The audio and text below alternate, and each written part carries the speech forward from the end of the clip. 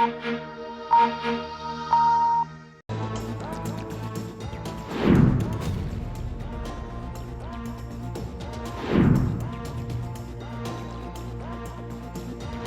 Police ने दिल्ली के chief minister Arvind Kejriwal के सुरक्षा कर्मी गोपीचंद की लापता होने का पर्दाफाश कर दिया है।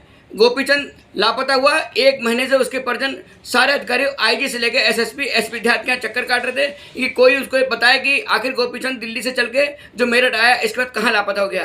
गोपीचंद की आखिरी लोकेशन लावण गांव में मिली थी और उसकी बाइक हसनापुर के एक जंगल में मिली थी। ये एक बहुत ही रहस्य की बात थी। 1 महीने से पूरा परिवार, उसका भाई आदित्य मौर्य, उसकी पत्नी रेखा रानी धक्के खा रही थी, लेकिन उनकी मदद करने कोई तैयार नहीं था।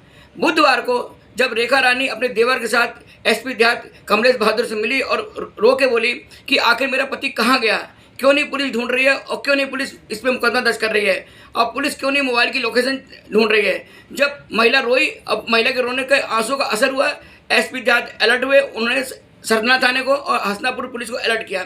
उसके 2 दिन बाद मेरठ पुलिस ने इस कमलेश बहादुर जो एसपी देहात हैं उनके सख्ती के बाद जो ये निर्णय सामने आया कि भाई पुलिस क्या कर रही है। पुलिस ने राज को खोला और ऐसा राज खोला कि लोगों के पैरों तले जमीन खिसक गई। जिस सिपाही गोपीचंद के लापता होने की बात की जा रही थी, उस सिपाही को हसनापुर में रहने वाले एक तांत्रिक गणेशानंद ने कत्ल करके गंगा में फेंक दिया था। और कत्ल क्यों हुआ इसका राज सुनिए। ये कहानी बड़ी दर्दनाक है। ये जो गोपीचंद था, जो हेड कांस्टेबल था और चीफ मिनिस्टर के सुरक्षा गार्ड में तैनात था, उसने 1 साल पहले गणेशानंद से मिला और बोला मैं अपनी पत्नी से छुटकारा चाहता हूँ, आप तंत्र मंत्र के जरिए मेरी पत्नी की हत्या मरवा दीजिए ताकि मैं इससे मुक्ति मिल जाए, मैं कहीं और शादी कर लूँ।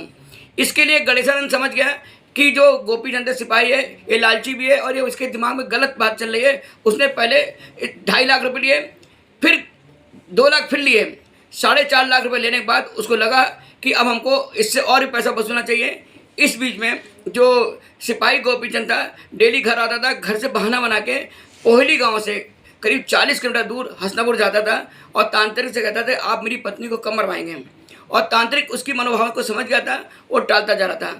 26 मार्च को जब तांत्रिक ने देखा कि ये सिपाही है और ये बहुत ज़्यादा दिन तक इसको नहीं टरका सकते हैं, तो उसने बुलाया। उसने कहा आप आ जाइए, 1.5 लाख रुपये लेके आइए और एक मुर्गा लेके आइएगा, हम आपका आज काम पूरा तमाम कर देंगे आपकी पत्नी का।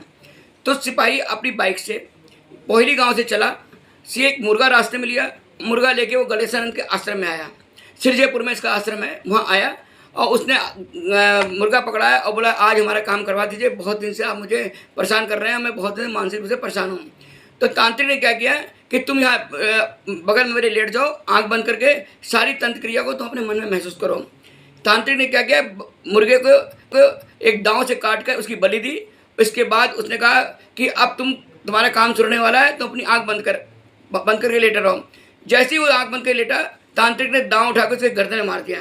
गर्दन में मारने से काफ़ी खून निकला और थोड़ी देर बाद सिपाही गोपीचंद की आखिरी सांस टूट गई और उसकी मौत हो गई। गणेशानंद ने इसके बाद क्या किया, उसकी लाश को खींचकर पास में बहरी गंगा में फेंक दिया। इसके बाद जो बाइक का उसने नंबर प्लेट तोड़ा, इंडिकेटर तोड़ा और तोड़ने के बाद बाइक को भी धक्का देकर उसने वहाँ पे गंगा में फेंक दिया। इसके बाद वो आराम से रहने लगा कि उसे पता था कि आखिरी लोकेशन मोबाइल पे उसने गंगा में फेंक दिया था। मोबाइल गंगा में फेंकने से पुलिस हो गई, निशाय हो गई थी और पुलिस उसकी लोकेशन नहीं मालूम कर रही थी।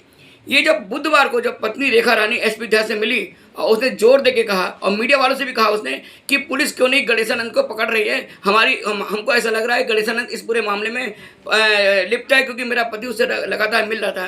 तो इस बात को क्लिक करके पुलिस अधिकारियों ने आज गणेशानंद को उसके आश्रम से उठाया। पहले पूछताछ की, उसने इनकार किया। जब सख्ती से पेश आया तो उसने बताया कि मैंने इसलिए मार दिया है क्योंकि आज जो 1.5 लाख रुपए मैंने लिए थे वो 1.5 लाख रुपए हमको वापस करने पड़ते, क्योंकि मैं तंत्र मंत्र के सहारे किसी आदमी या औरत की जान नहीं ले सकता, क्योंकि तंत्र मंत्र में इतनी ताकत नहीं है वो किसी की जान ले लें। इसी डर के मारे कि ये सिपाही है, आगे चल के मुझे फंसा देगा, हमने इसकी हत्या कर दी। हत्या करके हमने इसकी शव गंगा में फेंक दिया। पुलिस टीम पहुंची, चूँकि 1 महीने पुराना मामला है, 1 महीने में लाश गंगा में कहाँ से कहाँ तक जाएगी ये तो मिलना मुश्किल क्या असंभव सा है, लेकिन पुलिस कल से इसको ढूंढने की कोशिश करेगी।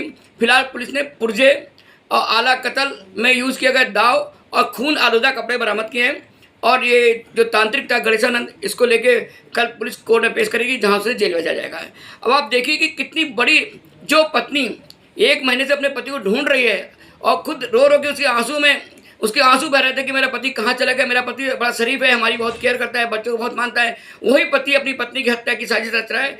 क्या है रिश्तों की कीमत और क्या है पति पत्नी के 7 फेरों में जो 7 फेरे लिए गए, उसमें यही तो कहा गया था कि मैं आपकी हर पल रक्षा करूंगा, आपके सुख दुख में आर्थिक रूप से मदद करूंगा, आपके ऊपर कोई आँच नहीं आने दूंगा। वही जो जब बाड़ी खेत को खाने लगे तो कोई क्या कर सकता है। और जो मृतक सिपाही है वो बाड़ी था और जो उसने खुद के खेत को खाने की कोशिश कर रहा था और उसने आपके सुख दुख में आर्थिक रूप से मदद करूंगा, आपके ऊपर कोई आँच नहीं आने दूंगा। वही जो जब बाड़ी खेत को खाने लगे तो कोई क्या कर सकता है। और जो मृतक सिपाही है वो बाड़ी था और जो उसने खुद के खेत को खाने की कोशिश कर रहा था और उसने खेत का तो नुकसान हुआ नहीं, लेकिन तांत्रिक ने उस सिपाही को नुकसान कर दिया। ये कहानी है एक रिश्तों के खून की, ये कहानी है विश्वास के टूटने की, और ये कहानी है एक तांत्रिकों की जो मेरठ में तांत्रिकों का जाल बिछा हुआ है। यहाँ के 90% तांत्रिक बलात्कारी, दुष्कर्मी, डकैत और लूट के शिकार में जेल जा चुके हैं और धोखाधड़ी से लोगों को